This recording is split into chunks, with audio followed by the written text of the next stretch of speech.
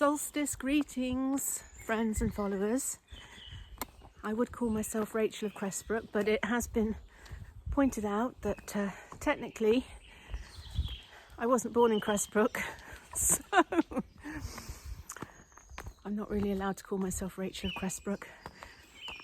It does have a much nicer ring to it than Rachel of Essex, though. But here I am again, walking through Cressbrook Dale. So you probably know if you've been following my videos, that we crowdfunded the acquisition of this amazing around 70 acres of beautiful land in the Peak District, not far from Dale, if you've ever been there, Head. It's about 50 acres of forest and 20 acres of pasture land, and it's literally the whole of the western side of Cressbrook Dale, from the Cressbrook, which is just to my right here, right up to the skyline. Pretty much goes to a point at the bottom of the village near Cressbrook Mill, right up into the nature reserve on the left hand side, and the whole of the other side and beyond is actually a nature reserve. Is the in fact, let's just keep going this way. Yeah, it's actually the Cressbrook Dale Nature Reserve, which is owned by the Derbyshire County Council, I believe. I've been learning a lot about the Dales. I went to a talk on the local environment at Tideswell last week. Very fascinating. So this is one of 5 Dales in the Peak District, and interestingly, one of the other big, well, I should say, one of the 5 Dales which is of particular environmental interest. And interestingly, one of the other big ones was Elnaugh-LOVE Dale, which is where, of course, I started filming these videos when I lived out at Conksbury, near the Orgrave, actually in the Elnaugh-LOVE Dale, where the river overlooking the River Elnaugh. I lived in the river keeper's house on the Haddon estate, and so it's very interesting, having lived in Elnaugh-LOVE Dale and walked Coby a lot and done a lot of filming in Elnaugh-LOVE Dale, to have manifested this land at Cressbrook Dale. So it's a very, very beautiful area of outstanding beauty. Yes, so it's Monday the 20th of June. The solstice is actually tomorrow, Tuesday 21st of June. I think it's at about midday, something like that, mid-morning. And last weekend gone, 4 of the 5 of us at the heart of this project, so the Phoenix Rose ladies, 4 of us gathered in my front room in Bakewell, and we did an online all-night solstice ceremony. Oh my goodness, we started at 7 p.m. and it didn't actually end until 8 a.m. on Sunday morning, so we stayed up all night. And we'd actually come here, I'll show you when we go up, we came here during the day, and Dean, my partner, taught us how to build a dry stone wall. So we restored one of the walls at the top. I'll show you. We've only managed to do half of it, but it's a very fascinating process. And interestingly, at the talk, they were telling us that when the dry stone walls were first put up across Derbyshire, they're such a massive feature of the Peak District, if you've ever been up here. With the Enclosure Act, I think it was 1776 or something like that, and they sort of parcelled off all the land to the people, so everyone had their own bit of land, a bit like giant allotments. They put up all the dry stone walling, and there was massive outcry, but of course the dry stone walling, and there's literally like miles and miles of it in the Peak District. All of the stone is locally quarried, because everywhere there is limestone and gritstone across the Peak District. So all of those walls were built hundreds of years ago, but of course over time they kind of crumble away and fall down, so they have to be restored. So it's quite an art. It's a bit like stone sculpture. So a group of us learned how to do that on Saturday. Very fulfilling, actually, like a giant stone jigsaw. So what was I going to say? Oh yes, about the online ceremony. So we'd been dry stone walling all day, and then we went back to mine and did a whole night's shamanic journeying with a hot group of people from all over the world. There's probably about 70 or 80 of us on the call, and maybe getting on for 100, because a lot of the screens were more than one person gathered to attend this ceremony. And my son MJ, who is a shamanic musician, he was in Glastonbury actually as one of the singers, along with Rita, who hosted it, and her team, Lucidia and Raphael. Oh, so beautiful. So we had it all night just listening to amazing music and just shamanic journeying, meditation, sound, healing journeys. And it was absolutely beautiful celebration of the grandfather energy. Oh, there's a dog here. Oh, a few dogs. Hold on a second. So here's a little bridge across to the nature reserve, and here's a little sign. What I was saying earlier. So welcome to Cressbrook Dale National Nature Reserve. Cressbrook Dale is one of the 5 dales that make up the Derbyshire Dales National Nature Reserve, covering some 162 hectares. Cressbrook Dale includes wildlife habitats such as limestone grassland, ash woodland, cliffs, screes and a clear stream. April and May see the woods come alive with birdsong and plants such as yellow archangel and wood anemone. The grasslands are at their best in May and June.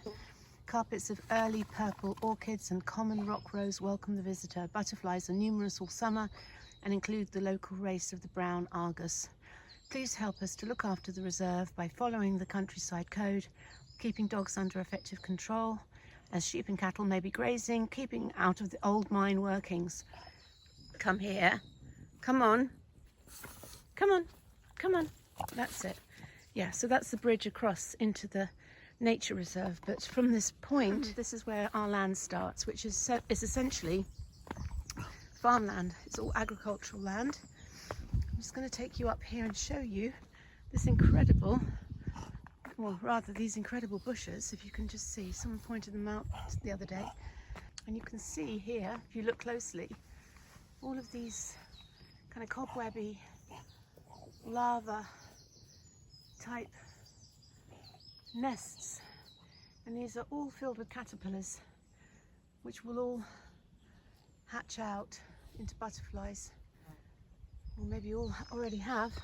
Let's have a little look closer. You can see there's one there. So it may be that they're empty. They may already have hatched out into butterflies by this point of year. So we're going to walk up here into the main plateau on this section, this is the Lytton Frith, which Frith means forest.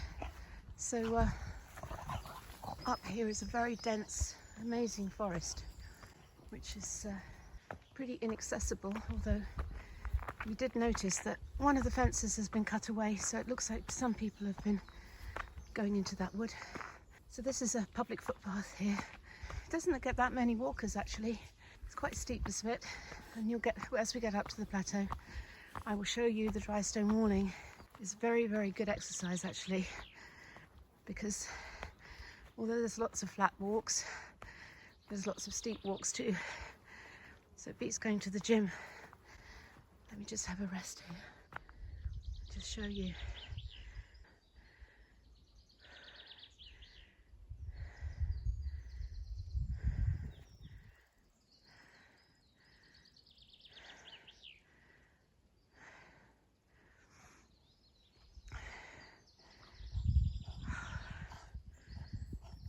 And Kobe absolutely loves it here.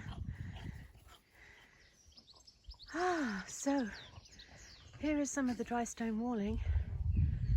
You can see that it's pretty crumbly, tumbled down. These walls would originally have been put up in maybe 200 or 300 years ago.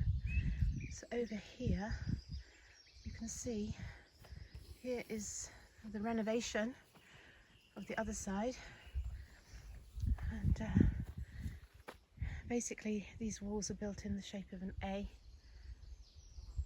and there's no cement.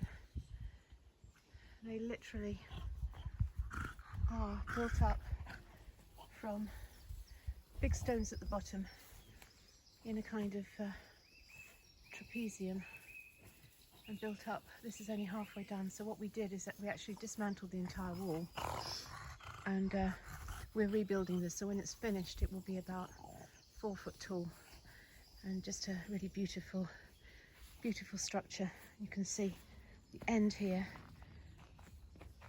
we made it from wide chunky stones to give it a nice flat ending. There's some of the stones left over there. And this little rock here,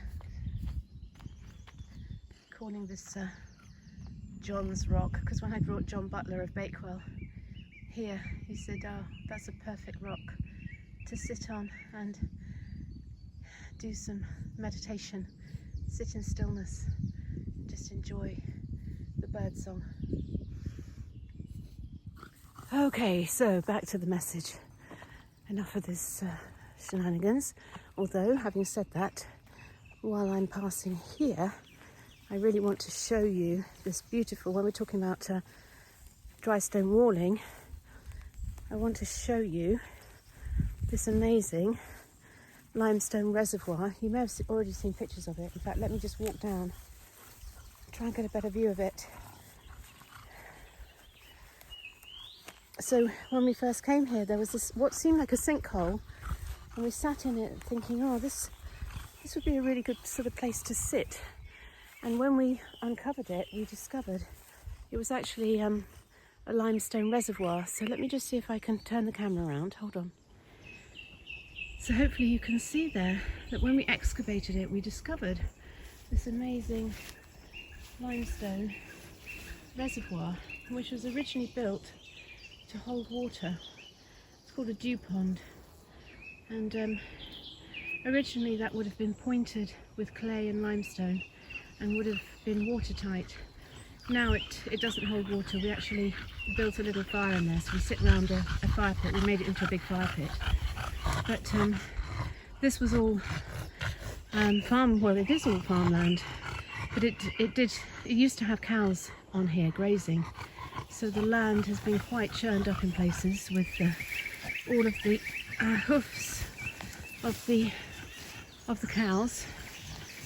You can see it's quite rough in patches. But yes, Dean, my partner, is a cow farmer, and that is what is the result of allowing cows to graze on land over the winter, because it's very muddy and they essentially churn up the land. So here's a closer look at this incredible limestone reservoir. You can see it's like a dry stone wall. How they did it so beautifully is anyone's guess. And so in there we've just created a little circle of stones. This is a wonderful setting on the plateau just below the path up there. So just a little bit more sheltered down here, and I'm filming this at about 10:30 in the morning, so by about midday this is actually quite sunny down here, because this whole dale runs exactly north to south, and very interesting because the Lathkill Dale runs exactly east to west. So, and let's have a look up there, that bird, see if I can get that bird for you.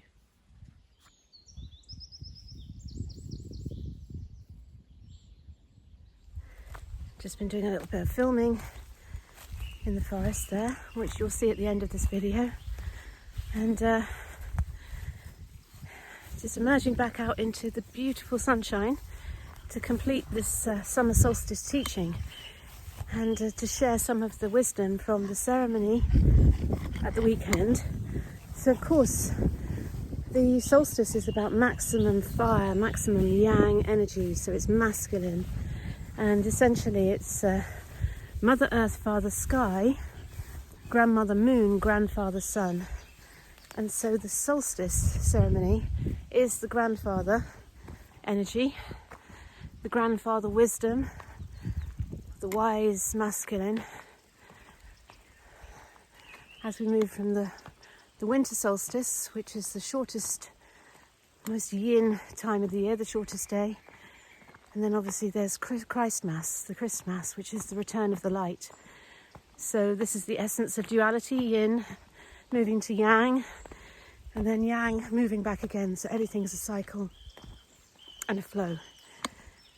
And in the shamanic wisdom of the South American tribes, wood is, the spirit of wood is Tatawari, and the wisdom teaching is that the trees grow through absorbing all of the sunlight, and then they give that sunlight back in the form of fire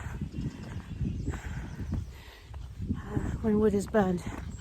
So typically with a solstice ceremony, you do light a fire. So I brought back a whole lot of wood which we gathered from when we cleared the Ravensdale Springs. We cut up a lot of wood, fallen wood.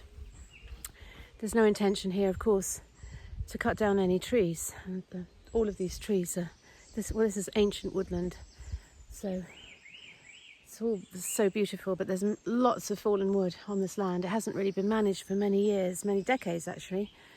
So we cut up some fallen wood and took it home, and so we burnt that on the fire throughout the ceremony. Well, halfway through we kind of ran out, sort of underestimated how much wood is gobbled up by fire in the course of an evening. Gosh, it was over 12 hours, 14-hour ceremony.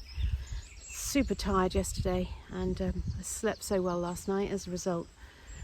So yes, this grandfather fire energy, this yang, sunshine, summer solstice energy. Let's see if we can bring in, where is the sun? Maybe you ought to view it through this.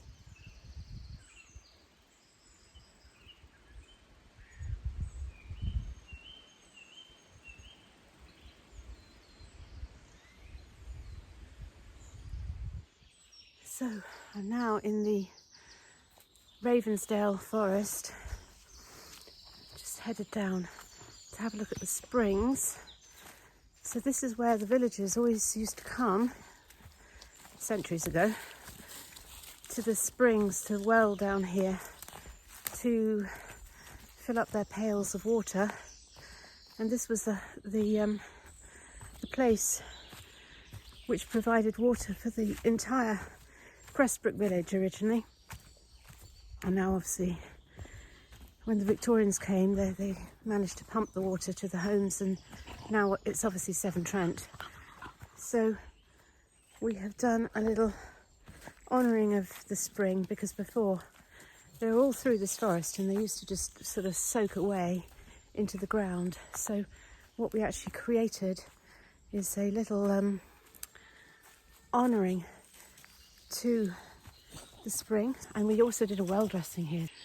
So it feels super magical and beautiful, this Ravensdale Spring part of the land with the natural waters. And there's actually a tap down at the bottom of the hill, because the Victorians built a holding tank, and so you can actually still get the natural water. We haven't tested it yet, but I've been filling up bottles and taking them home to make tea, and it's so beautiful to actually drink the water of the land.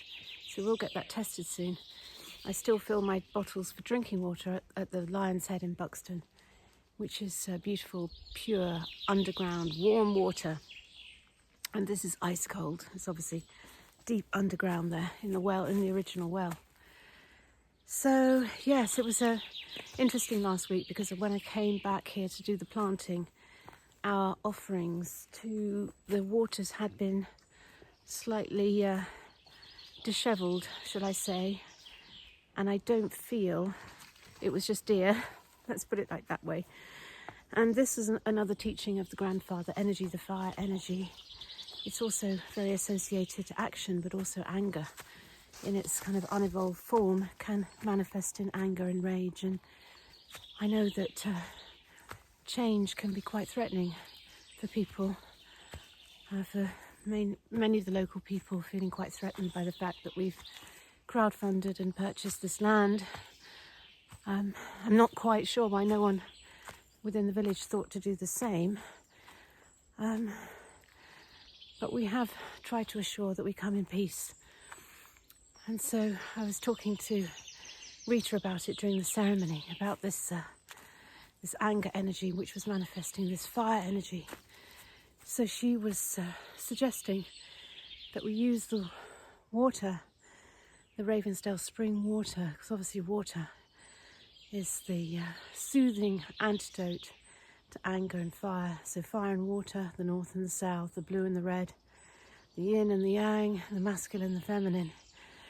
Use the water to soothe, like the healing waters of Kuan Yin, of White Tara.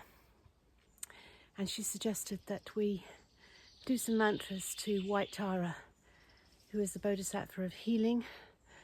And we use these springs to the spring area to do some mantras. Super powerful, these deities.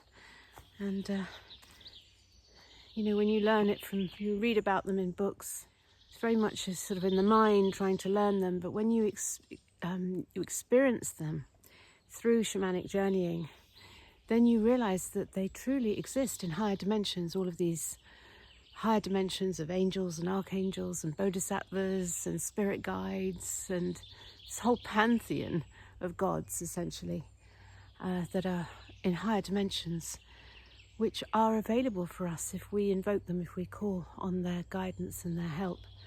And there's a beautiful, I have to mention before I end, a beautiful Medicine Buddha mantra, which I love, by Lucidia and Raphael. That was the absolute highlight of the evening. Just this piercing, penetrating, vivid blue, healing light of the Medicine Buddha. If I can find a picture, I will put that picture on, and I have featured that Medicine Buddha mantra by Lucidia and Raphael in previous videos. But I'm going to share with you the White Tara, Om Tara mantra by Chloe Goodchild to end this video. I used it before, but I love it so much. It's such a perfect mantra just to bring healing and peace and harmony. Bring us the harmonies to end all war. So truly, being in harmonic resonance, this place is such beautiful harmonic resonance. It's such a place of natural beauty and stillness and peace in of itself. So it's such an honour and a privilege to have manifested this land. And I just love coming here. And Kobe absolutely loves it as well. And I come up here probably every other day now, and at weekends lots of our community gather. So this Saturday we'll probably be here again finishing the dry stone walling, and it's such a beautiful treat to be one of the new co-owners, one of the custodians of this beautiful land. So sending you lots of love from the Peak District, and many solstice greetings. May all your dreams come true. Lots of love. Bye for now. Om Tara Tutare Ture Soham. Om Tara Tutare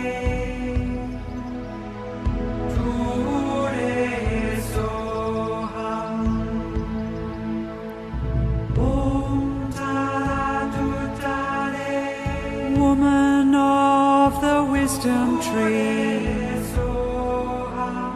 goddess of humanity, singing of the unity we long for.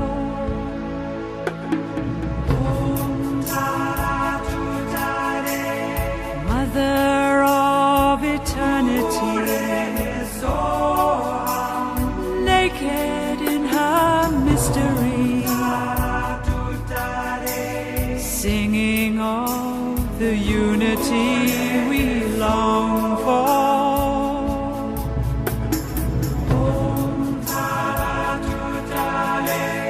Fierce and gentle, wild and free, simple in her majesty, rejoicing in the unity